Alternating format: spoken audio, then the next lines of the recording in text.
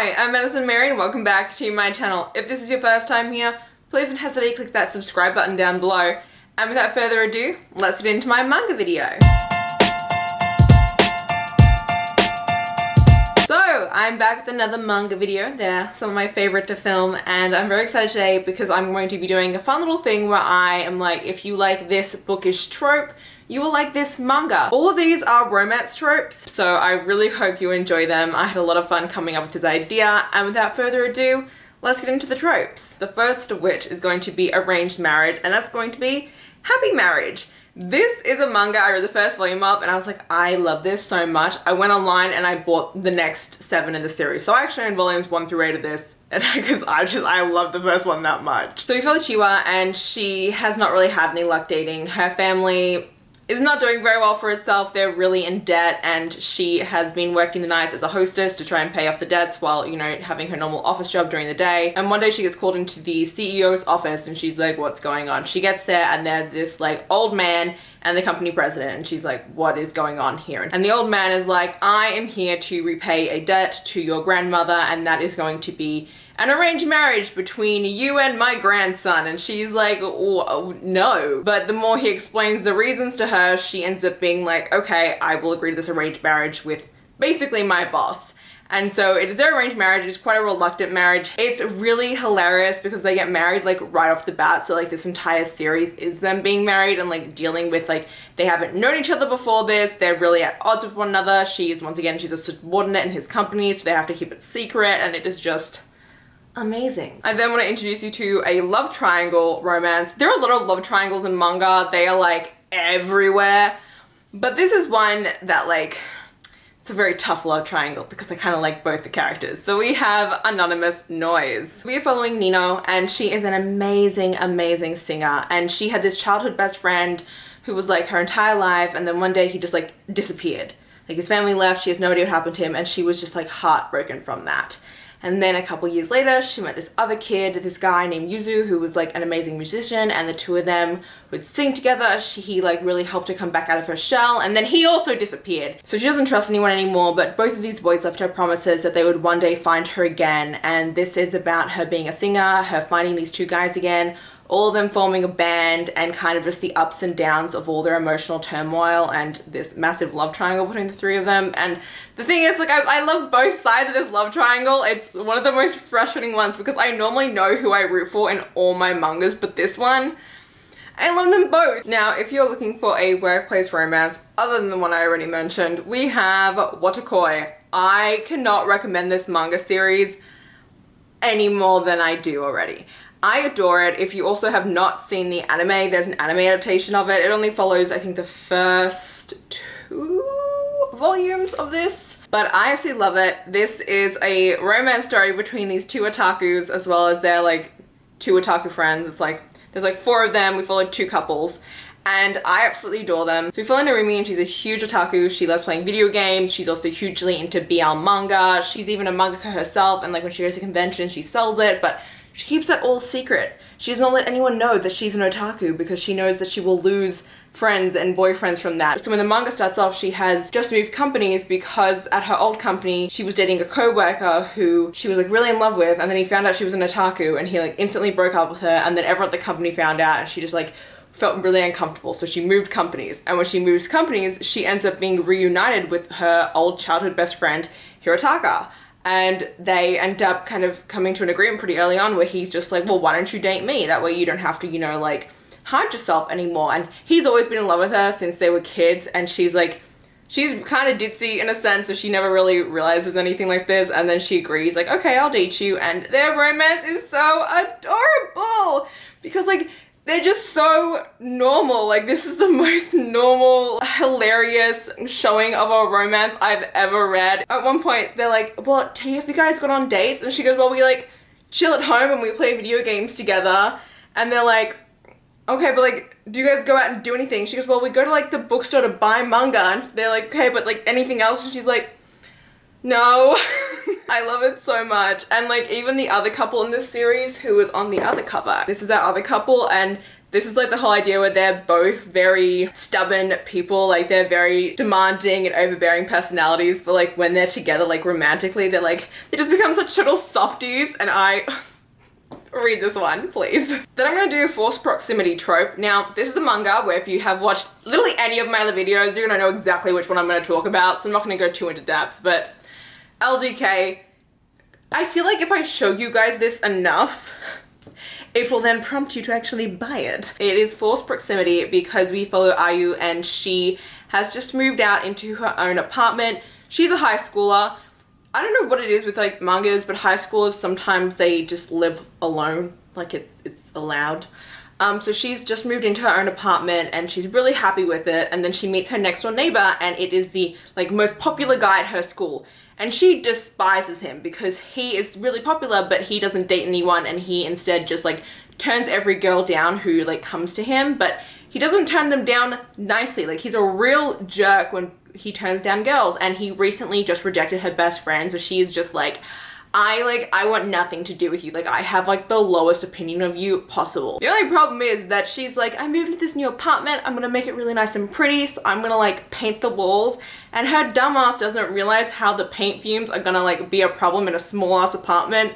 So she faints, and there's a whole issue, and she ends up having to move in next door with the really popular guy so that she can wait for her room to air out before she can move back in. So they're living together, and it is priceless because they kind of like start to both slowly fall for each other, even though they both really don't want to, and they have to hide from everyone around them that like they're living together, and it is just, I love it. Then I'm gonna do the trope of like shy girl, popular guy, which, you know, is almost a thing. And for that I'm doing Kimi ni Todeki. If you do not know this manga, that's so sad, because this is like the sweetest manga of literally all time. Like, it is just cuteness overload to the max. I love it. So we follow Sawako, and she's like the perfect heroine if she were in a horror movie. She looks like the girl from The Ring, and growing up she's always been told, you look like the girl from The Ring, like we don't want to be friends with you. And so she doesn't have any friends because people are like terrified of her. They think that she's really scary, but she's like actually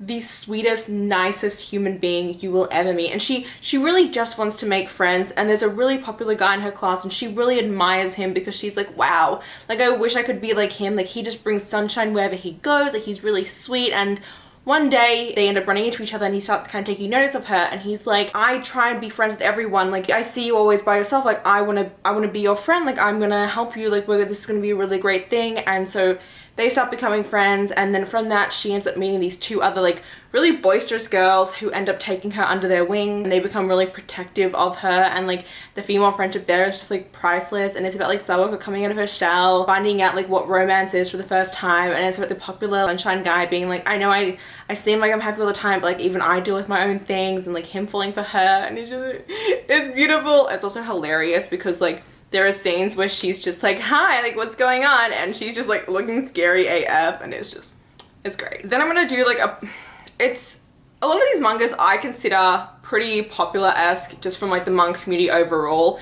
The problem is that a lot of traditionally published manga here in the US is like the most popular ones that exist.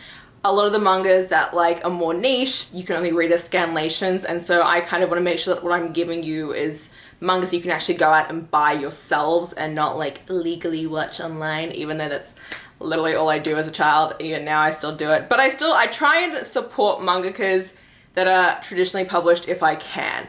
So one that's super popular that I feel like a lot of people know about, it has the best anime opening song of all time. It is only rivaled by 2 other animes, but I'm not going to get into that right now. There's a whole separate video to go into. But that is going to be the Second Chance Romance, and of course it's going to be Aoharu Ride, which is also known in English as Blue Spring Ride. Wow, is this one a tearjerker and a half. So in this one, Futaba and Kyo, they were, you know, in middle school together. They both had crushes on one another, and then some things happened where there was like a huge misunderstanding, and then he moved away, and they like never saw each other ever again. Now Futaba is in high school. She has completely changed her whole demeanor. She was this really sweet, pretty, feminine girl when she was like in middle school, and a lot of the girls picked on her because they were like, you're just trying to get the boys' attention, like you're just really pretty and meek so you can get the boys' attention. And she's like, she hated all the girl hate she was getting, so she completely transformed herself into like a complete and utter tomboy and just like a give no shit attitude. And that's where we currently are, like when the book starts off. And then what happens is she ends up seeing this new transfer student while she's walking through the halls, and it is ᴑᴏ, and she's like, oh my god, like it's you, like you're here again. And he takes one look at her and he's like, yeah, no, I'm not, like you're so fake, like this is ridiculous. And he just completely snubs her off, and she's just like, oh my, like what is going on? And throughout, at least throughout this first, you know, manga, it's her kind of realizing that, you know, even though she's put on this front for years and like she's kind of transformed who she is, and now that she actually like fits in properly, like it's not who she really is. And like as a result, she's kind of done some pretty shitty things to, you know, save face. And she ends up befriending like this other really sweet girl who was kind of like how she was back in middle school, and it's her and ᴑᴏ kind of like working out their differences from their past and like all kind of the trauma that they've each gone through. And it's a really, really beautiful story, and it's a very sweet slow burn between the two of them as they like begin to reconnect, and I love it. I really do love it. Now I'm gonna do I don't like know if there's like an actual trope word for this, but you know, like when the girl is really into the guy and the guy is just oblivious AF, like they've been best friends for years. She's like, I really like you. And he's like, I like you too. And she's like, no, I like you. And he's like, okay. That is Cactus Secret by Nana Haruta. I love this manga so much. It is 4 volumes only, and if you can get your hands on them, I highly recommend it. It is a hilarious wild ride. So we follow Miku, and she, like I said, has been in love with her friend for years. She's tried telling him multiple times, and he like just really doesn't get it each time she tries to tell him.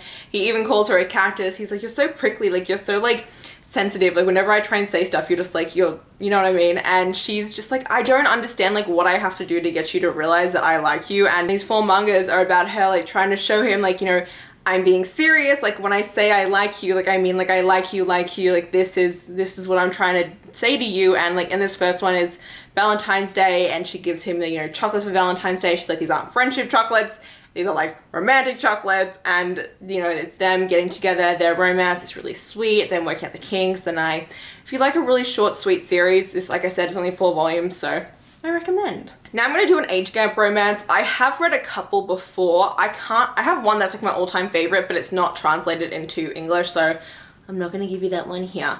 I will give you one that is translated in English, where it's like an age gap, and the age gap is endgame, because there are certain age gaps out there that the age gap also isn't actually endgame, which makes, I'm describing a whole ass manga that like I'm not even gonna tell you about. Anyway, Takane and Hana is uber duper popular. It is hilarious as well. So we are following Hana, and she has an older sister, and her older sister is supposed to have an arranged marriage.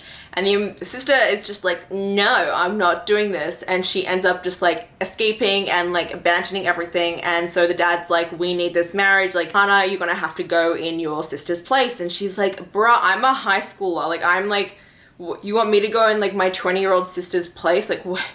They're never gonna believe that. And so she goes, and she's like wearing makeup, she's all dressed up, and she goes and she meets the guy, and that is Takane, and it is about him, and he like instantly like actually falls for her. And then he realizes early on that, you know, she's younger, and it is their romance throughout all these books. It's really sweet. There's a lot of emotional turmoil.